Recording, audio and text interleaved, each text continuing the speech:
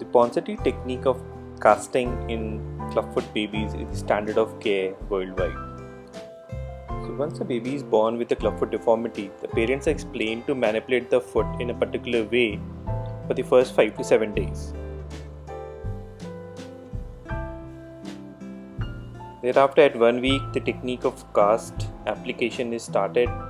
So first we apply a thin roll of soft roll on the lower half of the leg. An appropriate size 2 inch of Gypsona plaster is first applied.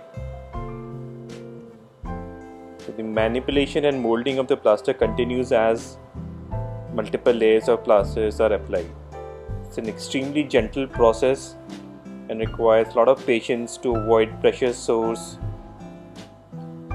due to the pressure points or inappropriate manipulation of the foot.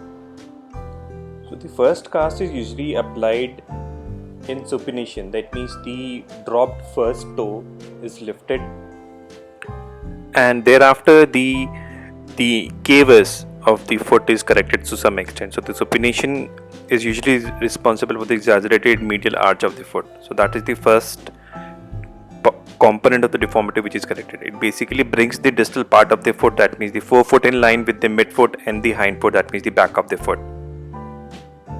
In subsequent plasters, the foot is brought out further, which is called as a forefoot abduction.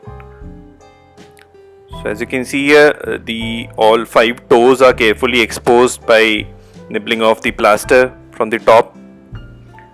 A firm platform is ensured underneath the toes. The plaster needs to extend beyond the tip of the toes. The exposure of toes is important to assess the viability of toes when the child is playing around after the plaster.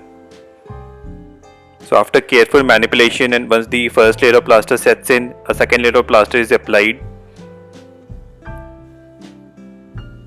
Continuous molding of the plaster is being done and it's ensured that we do not give any pressure points, especially on the upper and outer part of the foot.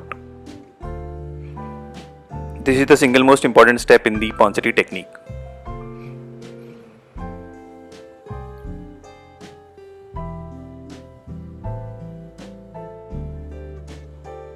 The exposed toes usually help the parents to assess the viability of the toes, help to see if the child is able to move the toes freely, assess the color of the toes, the blood circulation. Now the second part of the plaster constitutes of the above knee part. So similarly, 1 layer of thin soft roll is applied above the knee.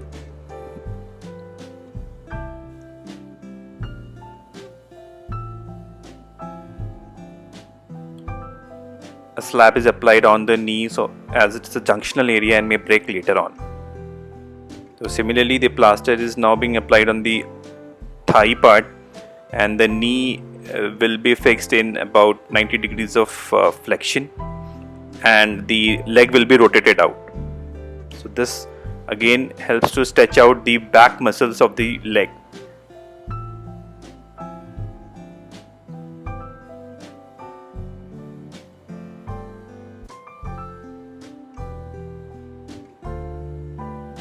The plaster is further strengthened to appropriate thickness.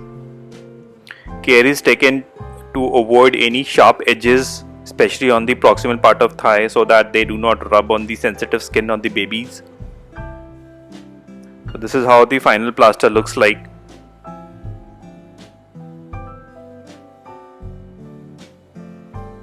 So babies usually playful in these casts. If properly applied, they usually do not cause much of the problem. And subsequent cast usually corrects the deformity in almost 99% to 100% of babies. Thank you.